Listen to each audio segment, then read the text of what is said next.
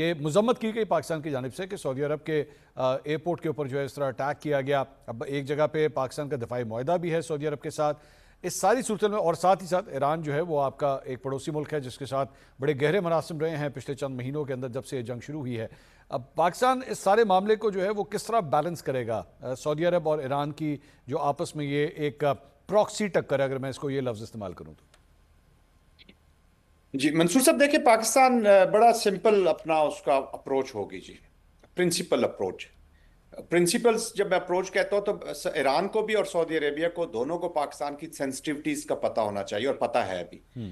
पाकिस्तान ने जहाँ पे अमेरिका और इसराइल के अटैक को कंडेम किया और कंडेम भी फॉरेन ऑफिस की एक छोटी सी स्टेटमेंट चौथे पांचवें दिन नहीं, आपने सिक्योरिटी काउंसिल के अंदर भी जो स्पीच की उसमें आपने कंडेम किया अमेरिकन एंड इजरायली अटैक। और फिर जो हॉरिजेंटल एक्सपेंशन की जो जीसीसी कंट्रीज में रिस्पांस किया ईरान का पाकिस्तान ने, उसको भी वहीं से कंडेम किया और हाईएस्ट लेवल पे कंडेम किया। आज प्राइम मिनिस्टर ऑफ पाकिस्तान ने बड़ा क्लियरली सऊदी अरेबिया की तरफ से कंडेम किया वट एवर। तो पाकिस्तान, देखिए पाकिस्तान का स्ट्रेटेजिक पार्टनरशिप है। ऑफ कोर्स पाकिस्तान चाहेगा कि इसको कॉन्फ्लिक्ट को पहले ख़त्म किया जाए। इनकी जो रिस्ट्रेंट भी सऊदी अरेबिया की तरफ से आया या कतर की तरफ से आया, कुवैत की तरफ से आया, let there be no doubt it was all because of Pakistan. Pakistan ने वो रिस्ट्रेंट शो किया। अरब वर्ल्ड अपेरेंटली कतरी जो है वो प्रोसेस का हिस्सा भी हैं, नेगोशिएशन में भी हेल्प कर रहे हैं। सऊदी अरब ने भी रिस्ट्रेंट किया, इनके वफूद भी आ गए जनाजों के अंदर से। लेकिन अंदर का जो गुस्सा है या जो एक थॉट है अबाउट ईरान, वो दैट एग्जिस्ट। और इस तरह की जब चीजें अंदर मौजूद हों और आप अभी तक बैक व्यू मिरर में देख के गाड़ी चला रहे हो, तो फिर आप बैंक करते हैं कहीं ना कहीं वो टक्कर जरूर लगती है। But having said that, Pakistan जो डिफेंस है सऊदी अरेबिया का जी, पाकिस्तान अगर ये कॉन्टेक्स्ट इनका होता भी है, इनकी लड़ाई होती भी है, तो मेरे ख्याल में सऊदी अरेबिया भी चाहेगा कि इसको यमन और यमन के कॉन्टेक्स्ट में इसको रखा जाए, वहीं पे लिमिट किया जाए। लिमिटेड एक एक एस्केलेशन हो सकती है यमन के अंदर हुसीस के खिलाफ। और पाकिस्तान देखिए, पाकिस्तान डिफेंसिव मोड में जा भी सकता है, इसमें कोई शक नहीं है। डिफेंसिव मोड का मतलब यह है कि वो पार्टिसिपेट नहीं करेगा ऐसे किसी एक्शन में जो यमन की सरजमीन पे सऊदी अरेबिया की तरफ से होगी। मैं ये उस सिनारियो की बात करूं कि अगर ऐसा होता है तो। और डिफेंसिव मोड में डिफेंस, देखिए हम इराक वॉर में भी पाकिस्तानी ट्रुप्स डिप्लॉयड थे, अरर के बीच में हमारे इन्फेंट्री फॉर्मेशंस भी थी और मैकेनाइज्ड कॉलम्स भी थे वहां पर डिप्लॉयड थे। और वो कुछ एरियाज उनको दिए गए थे जिसका वो डिफेंस करते थे। एयर डिफेंसेस पाकिस्तान की शामिल हो सकती है टू प्रोटेक्ट सऊदी अरेबिया। और ईरान को फिर इस सेंसिटिविटी का भी पता होना चाहिए। और पाकिस्तान के विल अडॉप्ट इस तरह की अप्रोच, पाकिस्तान फिर अडॉप्ट करना उसकी मजबूरी हो जाएगी। देखिए जैसे फैज रहमान साहब ने बिल्कुल सही कहा कि लीवरेज की भी एक लेवरेज जो होता है उसका एक एक हद होती है जी। I think America and Iran दोनों जो हैं मंसूर साहब, they are over playing their hand जी। ये जो पांचवा नुक्ता, ये जो हुर्मस की मैनेजमेंट या जो कॉन्टेक्स्ट था, अभी तो ये पावर का कॉन्टेस्ट शुरू हो गया है क्योंकि it has become the centre of gravity. Hormuz जो है, न्यूक्लियर के तो बाद में जाएंगे ना, पहले तो ये सेंटर ऑफ ग्रेविटी बन गया पूरे कॉन्फ्लिक्ट का। तो दोनों ने इसको इसको जो मैकेनिज्म एस्टेब्लिश होने थे हॉटलाइन हुर्मस के कॉन्टेक्स्ट में और डी कन्फ्लिक्शन जो एस्टेब्लिश होना था लेबनान के, उसके मैकेनिज्म्स को इन्होंने सही एस्टेब्लिश ही नहीं किया।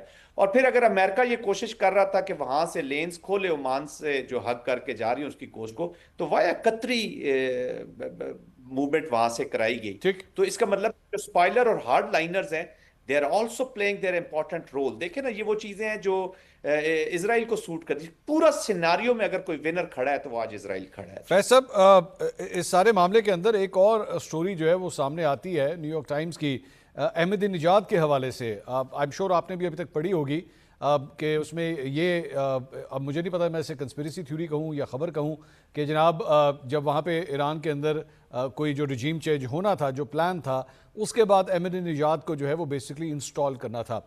इस स्टोरी के अंदर किस हद तक आपको जो है वो हकीकत लगती है, या आपको लग रहा है कि ये भी बेसिकली किसी स्पेसिफिक एजेंडा के तहत ये स्टोरी जो है वो प्लांट हुई है? Your take on that. जी मंसूर, बिल्कुल एक इस पे ज़ाहिर है कि अमेरिका ने कोई ऑफिशियल कोई बात नहीं की, इसराइल ने भी नहीं की, और अभी खुद अहमद निजाद साहब तो चुके अभी खामोश बैठे, उन्होंने भी कुछ नहीं कहा। तो लगता यही है कि ये कोई एक बहुत ही एक ऐसी स्टोरी है जिसकी कई जहतें हैं और एक मखसूस एक मकसद के तहत ये रिलीज की गई है। चाहे गलत हो या सही हो, इसका फ़ायदा बहरहाल एक ऐसे फैक्शन को हो रहा है इजराइल में भी और ईरान में भी, जो ये नहीं चाहता कि अहमदीनजाद और उसके कुछ लोग जो हैं, शायद अगर आप उनको किसी हद तक मॉडरेट्स कह लें, या एक नई लीडरशिप को इमर्ज हो रही थी, तो ये इसमें जैसे कि जनरल साहब ने वजह फरमाया कि जो भी सिनेरियो बन रहा है इसमें, अब देखिए, अब न्यूयॉर्क टाइम्स का भी मामला बहरहाल एक लिबरल अखबार है, इसमें कोई शक नहीं है, लेकिन ताने बाने हम सब जानते हैं कहाँ से मिलते हैं, उनकी कौन सी फैमिली इसको ओन करती है, वगैरह वगैरह।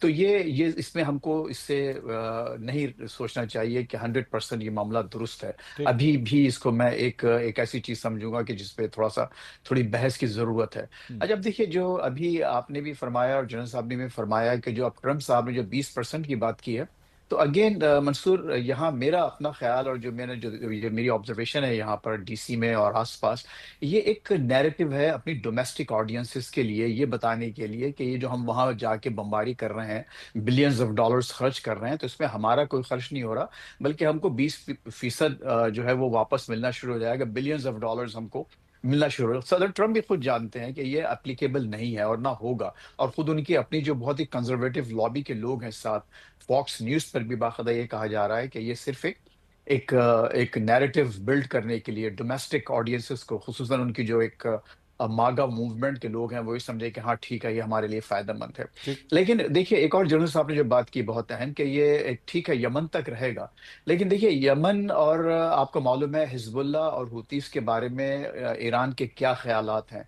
यानी उन्होंने लेबनान में सिर्फ हिजबुल्लाह की वजह से एक अहम शिक उस एमओयू में रखी, और ये जो हॉरिजॉन्टल वॉर के बाद तो देखिए, यक के बाद दीगरे एक अब मुख्तलिफ कार्ड्स निकाल रहे हैं, तो ये वो कार्ड है कि जो उन्होंने अब खेला है जाके, कि ठीक है, हम हुतियों को भी एक्टिवेट करेंगे और वहां से बाबुल मंदब की जो स्ट्रेट है उसको भी हम बंद करने की कोशिश करेंगे। लेकिन अब ये मुझे नहीं समझ में आता है कि बरह रास्त सऊदी अरब पर हमला कर देना जवाब में, इसके, हालांकि सना की खुद यमन की हुकूमत ने कहा कि सना एयरपोर्ट पर हमने हमला किया था, लेकिन जाहिर है अंदरूनी खाना हम सब बातें जानते हैं, हम लोगों को, मतलब इट्स एन ओपन सीक्रेट। लेकिन बहुत जबरदस्त एस्केलेशन है इस वक्त, और पाकिस्तान अगर वहां, अगर इवन यमन में जाकर बमबारी करता है, अगर सऊदी अरब इससे रिक्वेस्ट करता है, वो स्ट्रेटेजिक माहिदे को इन्वोक करता है, तो ईरान उसको तमाम सेंसिटिविटीज के बावजूद, कुछ जैसे जनरल साहब ने अच्छा लफ्ज इस्तेमाल किया, उसके बावजूद लगता यही है कि पाकिस्तान इस कार्रवाई में शामिल हो सकता है, और अगर वो कार्रवाई में शामिल होता है तो फिर ऑल बेट्स आर ऑफ इन ए वे, कि आप ये देखिए कि फिर एक चारों तरफ से मामला जो है और बदतरी की तरफ बढ़ेंगे, और वही खदशा था शुरू से लोगों को कि अगर आप एक ओवर प्ले करना, ठीक है, एक ओवर प्ले करने की हद होती है, लेकिन इस वक्त जो देखिए 20,000 से ज्यादा टारगेट्स ईरान के वो हुए हैं, हिट हुए हैं, और आप जो है सिर्फ चंद टारगेट्स आसपास अपने लोगों को, इसराइल पर आपने एक भी हमला नहीं किया अब तक, तमाम आपके जो शिकार हो रहे हैं इस वक्त Qatar, Bahrain, Kuwait, Jordan, Saudi Arabia, तो ये समझ में आने वाली बात नहीं है कि क्यों ईरान इस वक्त एक ऐसा खेल खेल रहा है, जबकि वो बहुत अच्छी पोजीशन में थे, बहुत एक स्वीट स्पॉट उनको मिल चुका था, हम्म। दुनिया की उनको हमदर्दियां मिल चुकी थी, उनकी ठीक। अपनी कौम उनके साथ खड़ी थी। तो ये एक ऐसे मौके पर ये अब वही, अब जो बड़ी अच्छी अपने एनालॉजी दी जनरल साहब ने, कि अगर आप बैक व्यू मिरर में सिर्फ इंतकाम की जज्बे, और फिर रहबर आला ने खुद बजाते खुद ये कहा कि हम इंतकाम लेंगे, तो जब आप इंतकाम के जज्बे से आगे बढ़ेंगे और इतना इंतहाई सेंसिटिव मामलात में, तो ये कोई अच्छी अच्छी अलामत नहीं है जैन आगे आने वाले साहब, दिनों के लिए। जैन साहब, इस सारे मामले के अंदर ऑब्वियसली पाकिस्तान और कतर ने अब तक सालसी का बड़ा एक अहम किरदार अदा किया है, लेकिन उसके बाद हमने देखा कि कतरी वेसल के ऊपर भी जो है वो अटैक हुआ, और उसके बाद ईरान की जानिब से जो है वो इस्लामाबाद मेमोरेंडम के हवाले से भी जो है एक नेगेटिव बयान जो है कम से कम वहाँ से ज़रूर आया कि जनाब हमें लगता है कि अब वो ख़त्म हो गया है। आप समझते हैं कि ये जो दो बड़े प्लेयर्स थे इस मामले में, ख़ास तौर पर पाकिस्तान, इनका सालसी का किरदार जो है आगे भी वैसे ही चलेगा, या आपके ख्याल में अब ये सिलसिला भी जो है वो कम होना शुरू हो गया है? पाकिस्तान विल कंटिन्यू जी, पाकिस्तान तो कंटिन्यू करेगा, क्योंकि पाकिस्तान को सूट करता है ये किरदार जो है। अभी हमने इससे पहले जो ईरान और सऊदी अरेबिया का मामला डिस्कस किया, आपने देख लिया कि पाकिस्तान के लिए कितनी सेंसिटिव चीज़ है ये। फिर हमारा नेबर है ईरान, उसके स्पिल ओवर इफेक्ट्स हमारे ऊपर आएंगे। Pakistan is the only exit card of ramp दोनों के लिए। अमेरिका स्ट्रेटेजिक थॉट जो है, या जो स्ट्रेटेजिक कंस्ट्रक्ट है, उसमें हमेशा वो डिप्लोमेसी का डोर जरूर ओपन रखते हैं। 2021 में तालिबान से जब मुआहदा भी हुआ, उससे पहले भी वो 4 साल तक मुज़ाकरात कर रहे थे उनके साथ। वो मुज़ाकरात सबके साथ करते हैं, हिजबुल्लाह के साथ भी, हमास के साथ भी, उनके डायरेक्ट कॉन्टेक्ट्स भी हैं, और ऑफ कोर्स तमाम चैनल्स वो यूज करते हैं। तो अमेरिका कभी भी नहीं चाहेगा कि वो इस ऑफ रैंप के कार्ड को अपने हाथ से निकाल दे। और अगर ईरान भी ऑफ कोर्स इसको मेंटेन रखना चाहेगा, अगर ये ईरान ये समझता है कि अगर ये मीडिएशन का जो रोल पाकिस्तान का है वो बेशक खत्म हो जाए, तो I think it will be a very very negative strategy. फिर तो इस स्ट्रेटजी की हमें समझ नहीं आती कि स्ट्रेटजी के अंदर आपका एक एग्जिट कार्ड आप जरूर रखते हैं वॉर के अंदर, यू नीड सम फ्रेंड्स। और इसी को कहते हैं ना कि आप ऐसी इन्वायरमेंट क्रिएट हो जाएगी जिधर इंटरनेशनल फोर्सेस स्क्रैम्बल कर जाएंगी। तो ठीक। ये तो आप बिल्कुल उसको क्लोज कर देंगे, then we have a serious chaos in the region which is very alarming.